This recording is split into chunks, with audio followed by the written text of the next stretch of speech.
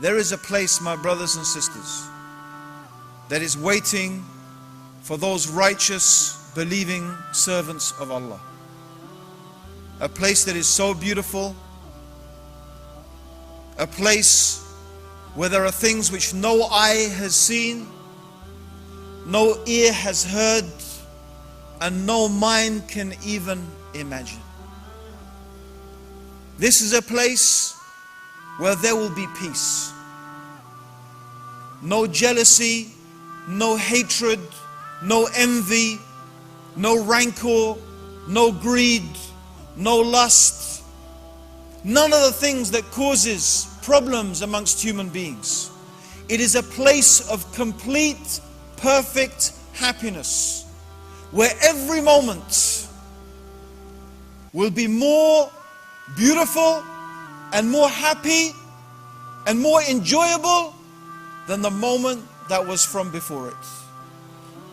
This is a place whose soil, the soil is of musk, whose pebbles are from precious stones. The trees of this place are made of gold and silver. Yet from these trees comes fruit, easy to reach and beautiful to eat. In this place, there are couches of silk and gold brocade, where its inhabitants will be served by youths of perpetual freshness like guarded pearls. This is a place where when you eat, you don't eat because you're hungry. When you drink, you don't drink because you're thirsty. You eat and drink out of pleasure, just for enjoyment. This is a place where there are companions, the Hur al-Ain, the wide-eyed, firm-breasted virgins of paradise, who no man has seen, my brothers. No man has seen your Hur. Your wife in paradise, no man has seen. She has been created specifically for you, created by Allah especially. And she is so beautiful. She is so beautiful. She is so perfect. If one tear from her eye was to fall on this earth, the whole of this earth, just one tear, this earth would smell so sweet. Subhanallah. This is Jannah. This is paradise. And what are the places, the abode, the houses, the palaces? Think about this. Think about this. The tent of a person in paradise, just the tent, is a hollowed out pearl 60 miles wide. The tent. If that is the tent in Jannah, what is the palace in Jannah going to be like? If this is the tent, what is the palace going to be like? And there is no evil speech, there is no backbiting, there is no slandering, there is no gossiping, there is no lying, no cheating, no stealing. No, none of that in paradise. But what there will be in paradise are the angels greeting us and the company of the righteous. Imagine, I want you to imagine this. Really imagine it in your mind's eye.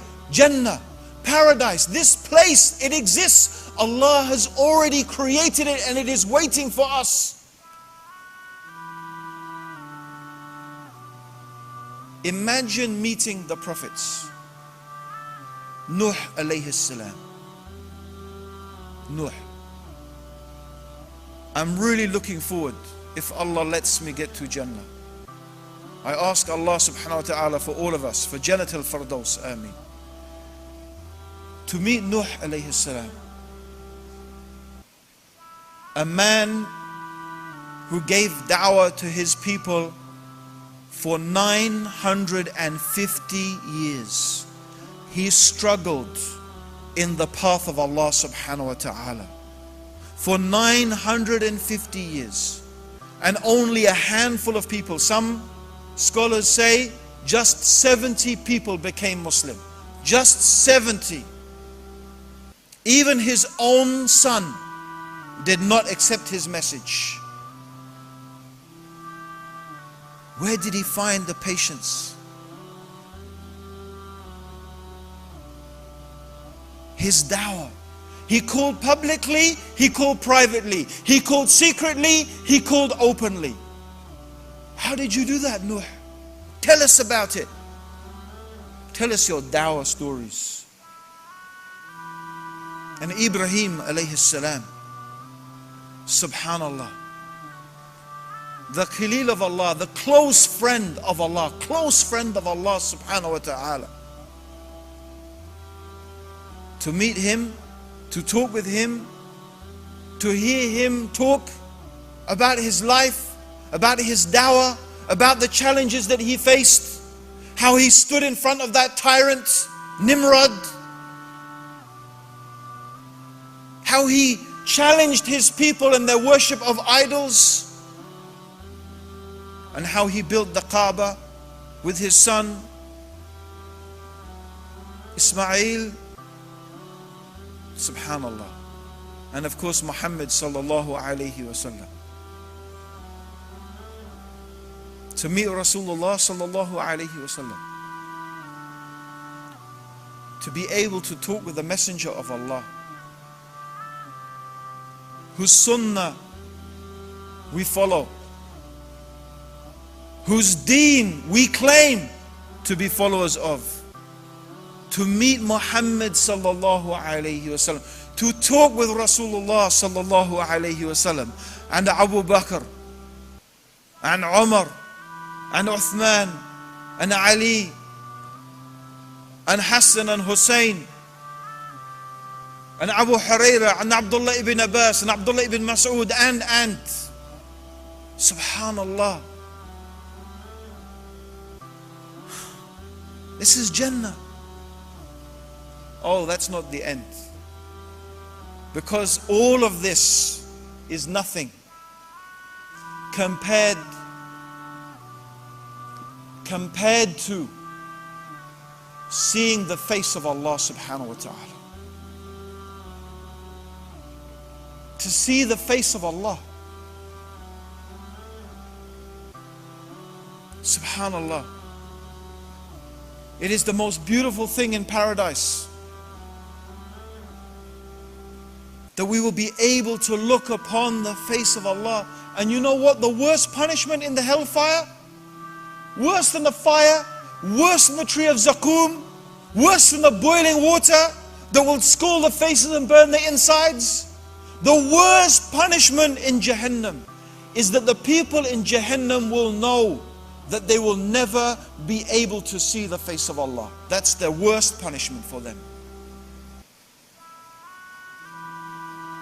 And how long is this paradise, my brothers? How long will we be there in this paradise? A year? 5 years? A weekend? Maybe a quick weekend break would be great, right? No, forever. Khalidina fiha.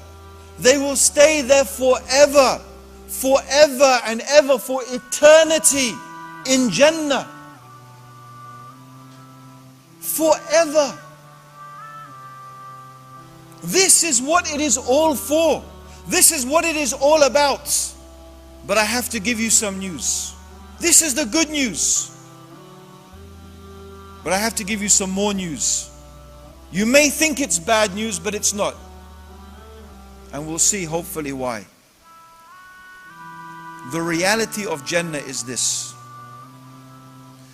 Jannah is surrounded by difficulties, hardships, trials, tests, and tribulations. When Allah subhanahu wa ta'ala, when He created Jannah, He said to Jibreel alayhi salam, "Oh Jibreel, go to my paradise and tell me what you think." So Jibreel, he went to Jannah and he came back to Allah subhanahu wa ta'ala. He said, "Oh Allah, anybody who hears about this place, they will definitely enter into it." Then Allah surrounded paradise with difficulties and hardships and trials and tests. And then He said to Jibreel, "Now go and look at my paradise." And then Jibreel came back, he said, "Allah, I am afraid nobody will enter into it." You see, Jannah is not for free. If we want Jannah, we have to work for Jannah. We have to struggle for Jannah. We have to make an effort.